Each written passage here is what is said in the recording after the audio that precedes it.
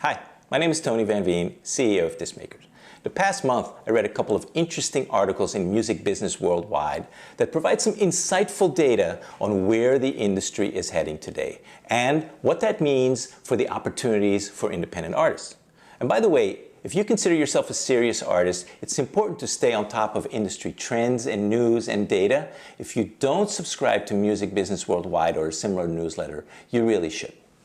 So, the first article, titled 61% of Universal Music Group's revenue comes from local artists, shows data that turns on its head the conventional wisdom in the digital music industry that a global hit can come from anywhere. Because while that is certainly true, it's digital, any hit can happen anywhere at any time, they write, and I quote, "The success of local artists in local territories, in contrast to globe-spanning superstars, is becoming an increasingly important component of the music business. So much so that local consumption of local artists is comfortably generating the majority of prosperity for the blockbuster record industry as we stand today." End quote, period. Local consumption of local artists. The second article, also from Music Business Worldwide, was titled "Spotify Thinks the Top 40 is Over." It discusses how Spotify's top tier of artists now stand at 43,000. Top tier for Spotify means all the artists who between them make up 90% of the streams on the platform. In 2015, there were just 16,000 top tier artists. In 2017, there were 22,000. In 2019, there were 30,000. And now we're up to 43,000. So what does this mean?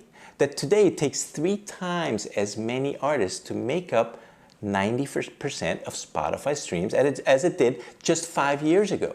It takes more artists. There are less megastars and there are more local artists making it into the mix. So what's going on here? Yes, there's more music being released now than ever before, but that's not driving this phenomenon. What's driving this is the fact that hits are becoming personal.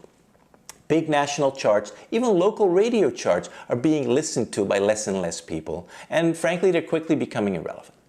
Streaming services like Spotify and Apple Music all have their own algorithmic recommendation engines, and they recommend music you're likely to like based on your listening habits, not based on what's currently considered popular.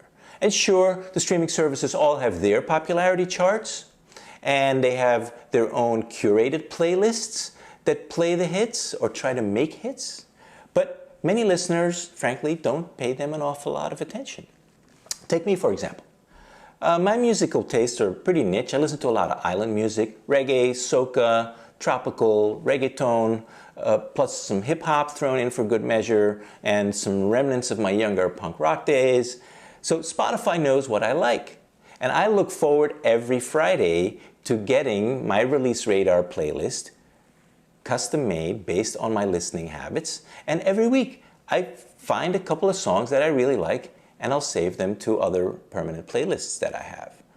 So I may not know what the hits are, but I know what my hits are. And the rest, frankly, is pretty irrelevant to me. Or at least it would be if I wasn't in the music industry.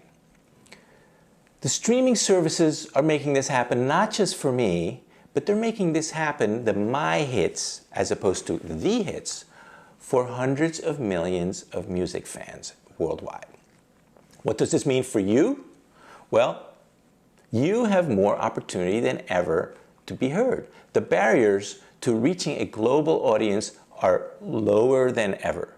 Spotify, YouTube, Amazon, they all are free or feel free to music fans. There's a huge congregation of fans and artists all happening around streaming.